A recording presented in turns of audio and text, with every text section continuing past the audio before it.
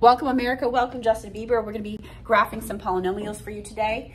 We're going to do on the worksheet that is attached problem number 7 right now, and then we're going to go to problem number 13 and walk through all the different steps for graphing. Here we go.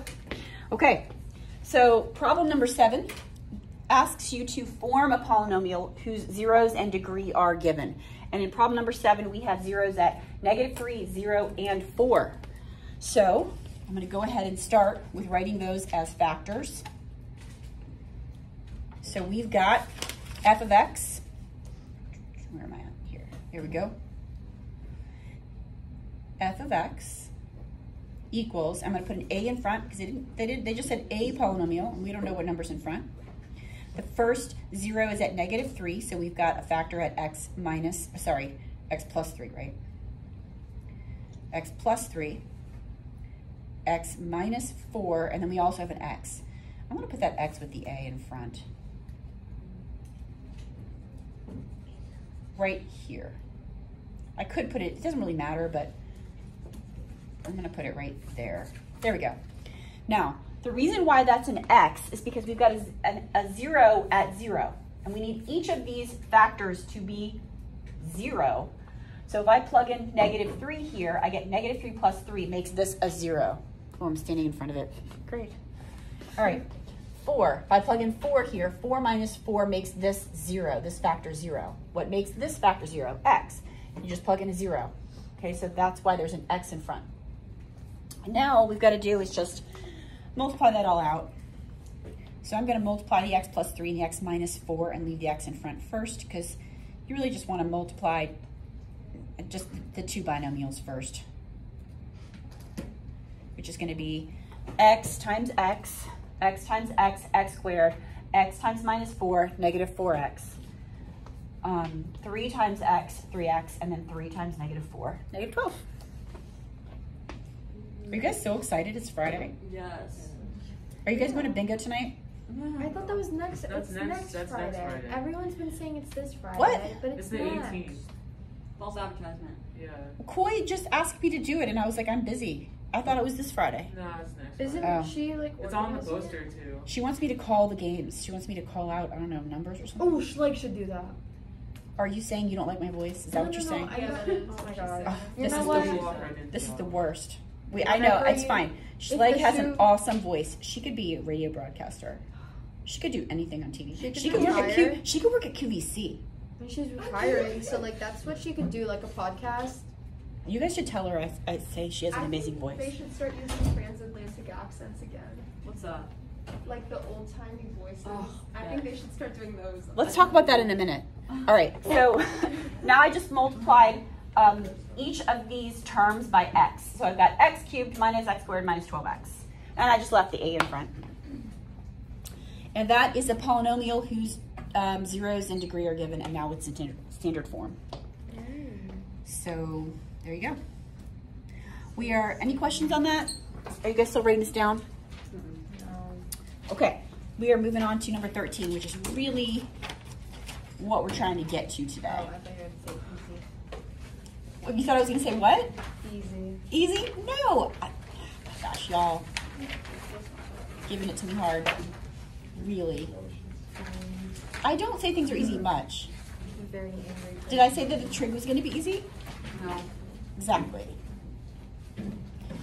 All right, so I'm going to follow the instructions. The instructions are above here, so I'm just going to read them as we walk through here. So for each polynomial function, we are going to find the x and the y intercepts. Let's go ahead and just start there. Okay, so we can tell by looking at the factors. Think about let's talk about what an x-intercept and a y-intercept is first, okay? So an x-intercept are any of these points that are along the x-axis, okay? And if I pick any of those points, what do they have in common? They're on the x-axis. Yes, but like as specifically as an ordered pair, what do they all have in common if I were to write these out? 0. Yeah, so this might be like, I don't know, 3, 0. This might be -1, 0. The y coordinate is 0. Okay, so if we're looking for an x-intercept, we need a number and then the y should be 0. So how do I make y or f of x 0? If I plug in 1 here for x, 1 minus 1 makes this factor 0. It doesn't matter when I plug in 1 to these other factors what those values are going to be, because they're going to be multiplied by a 0, which is going to make y, or f of x, 0. So I've got an x-intercept at 1, I've got an x-intercept at 2, and at -4. And to write those down, I'm going to write those as ordered pairs. Sometimes you'll see in Algebra 2, a teacher might write them like x equals 1 to -4, but I think we should probably write them out because sometimes students get confused between x-intercepts and y-intercepts, which value is 0. And we haven't had a lot of math in the last couple of years, so we're going to write this out. Y-intercepts. We good with x-intercepts? Yep. Erasing this. Y-intercept. What is a y-intercept? Y-intercept. What do any y-intercepts, what do they have in common? If I were to write them as ordered pairs. Yep. That point might be 0, 3. Do you have a bus pass for me? No, I don't think buses are It's only been like 4 It's fine. It's fine. I'll take it. I'll take a kiosk pass, but I'm not happy about it. America, here's an update on my collection of bus passes. So fire. Okay. So as we were just saying, for a y-intercept, any y-intercept is going to have an x-coordinate of 0. So if I plug in 0 for x, what do I get for y? In this case,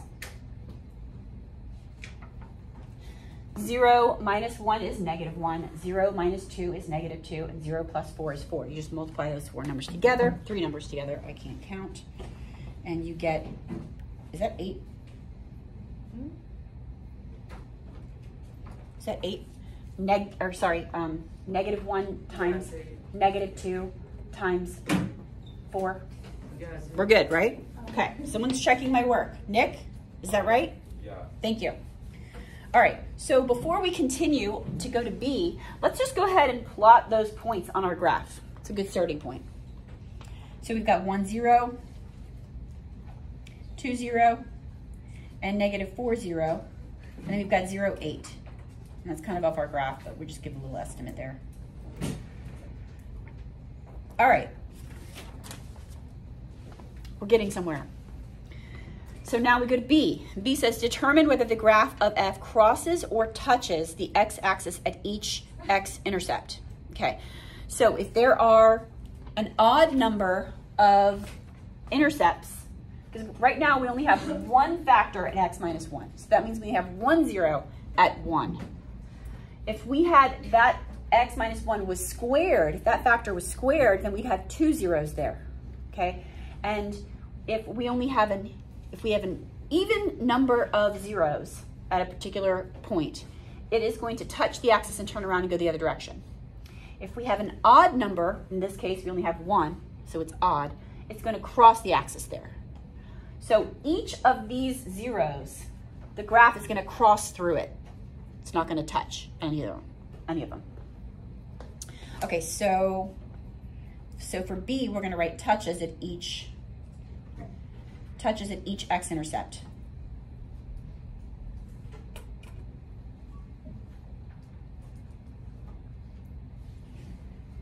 Y'all, it's almost spring. I feel like I could get my smart board any day. C, end behavior. Okay. Find the power function that the graph of f resembles for large values of absolute value of x. All right, so what that means is, what is the end behavior going to look like? And we kind of already discussed that over on the board over there. We've got this polynomial is not written in standard form, but we know that if we were to multiply that all out, we would have a degree of 3 because it's an x times an x times an x. Okay, and the leading coefficient is positive. So what's the end behavior going to look like? I wish I could show you guys the board over there. You probably can't even read that. and just take them. I mean, you could just like put it. I know, but if I move put it the this, picture in there. I think I should. Okay, fine. I'm doing it. I'm doing it. Things are happening. Okay, so we've got, what do we have again? We've got an x cubed. We've got the degree. Okay, my video stopped and Gracie has done all the editing for me, so thank you. Okay, so, well, when they see it, you'll have already edited it. So, okay, so the degree of this function is odd and the leading coefficient is positive. So the end behavior is gonna look like this. Are you with me? Yes. Oh, this is bad. Oh, you're good, you're good. Just teaching. Foot. Thanks, you're awesome. This is such a, what a mess today, y'all. What a mess. It's Friday. Yeah. Where'd your whole houses go? What? Where'd your whole pass? Someone took them to the bathroom and never brought them back. It's fine. Nobody cares. How do we go to the bathroom then? You just go. Should I bring a calculator? What? No. Oh, there. I don't want my calculators to leave the room. It's fine. Good luck. Nobody cares. It's fine. If you get stopped, just say, Helving said I could. Just blame it on me. Okay, so the end behavior is gonna look like this. It's gonna come down here and it's gonna cross through this, right? And I don't know what's gonna happen here, but I know on the other end, it's gonna go whoosh, like that. End behavior, that's C.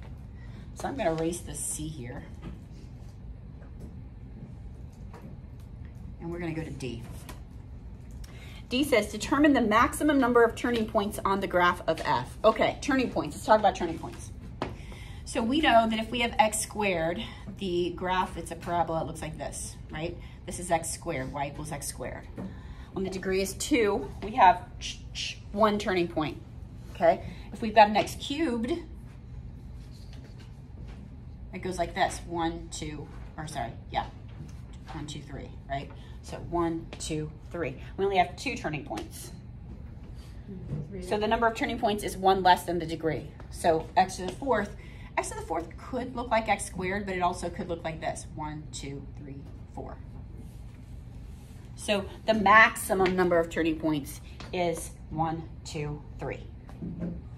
So the maximum number of turning points is 1 less than the degree. So for this problem, number 13, the degree is 3, so that means that the max number of turning points is 2.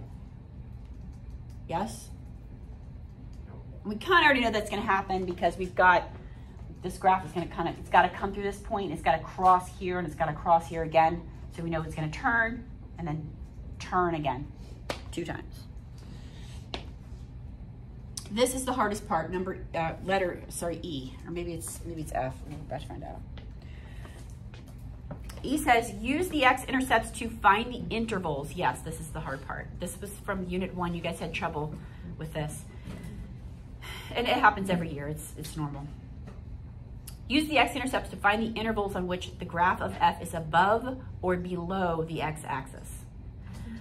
So, I'm going to go ahead first and just kind of sketch in this graph as we just talked about. Okay. And I don't know exactly where it's going to turn here. If I wanted to know, you know, we could do some more information, but we're just drawing a general form of our graph here using end behavior. So this is good enough for now. But where's the graph of f of x? Let's start with below the x-axis. So this is E.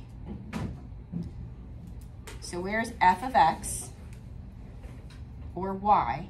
Where is it less than 0? Well, using the highlighter,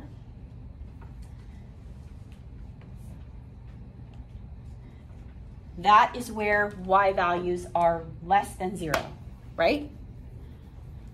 Below the x-axis. So we just have to